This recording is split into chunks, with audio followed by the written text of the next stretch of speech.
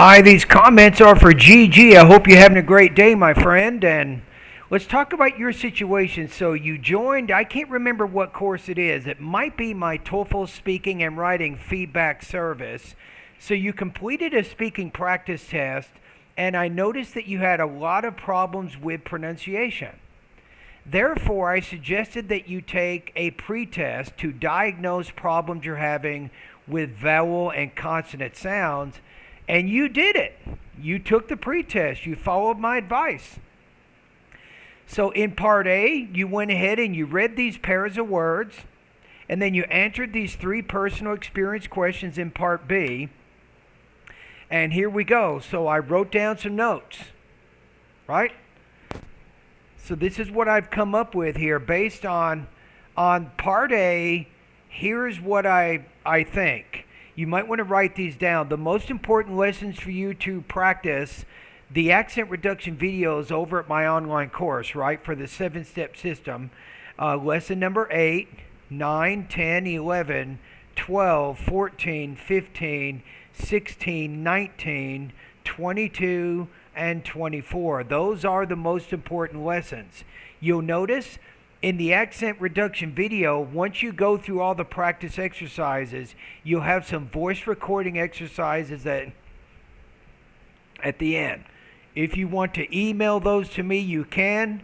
Just remember my basic rule: do not send more than 60 seconds of speaking or pronunciation practice every 24 hours. So if you want to do pronunciation practice, I would do it in your case. If you do speaking practice, I would do pronunciation practice one day, then pronunciation practice the next day, and then send me a speaking practice test the third day. So I think that you need more feedback right now with pronunciation. You really do. Because if I cannot understand what you're saying, then how can I evaluate your TOEFL speaking scores? How can ETS do that? How can the IBT... How can the IBT human raters evaluate you accurately if they cannot understand you? So that's my recommendation right now. Also, based on your response to those 3 personal experience questions in part B, I'm going to put you at 3.5 out of 7. So this is my intelligibility scale that I use, which gives you feedback on your pronunciation. So I put you in the 3 range, right? So you're mostly intelligible. You have some distracting pronunciation variations, but you can sustain, you can respond to the questions in the form of short sentences and connected ideas. So you do have some speaking fluency, but a lot of those pronunciation problems are getting in the way. So I'm scoring you at 3.5 out of 7 according to my intelligibility scale. All right, so let me just recap one more time what I said.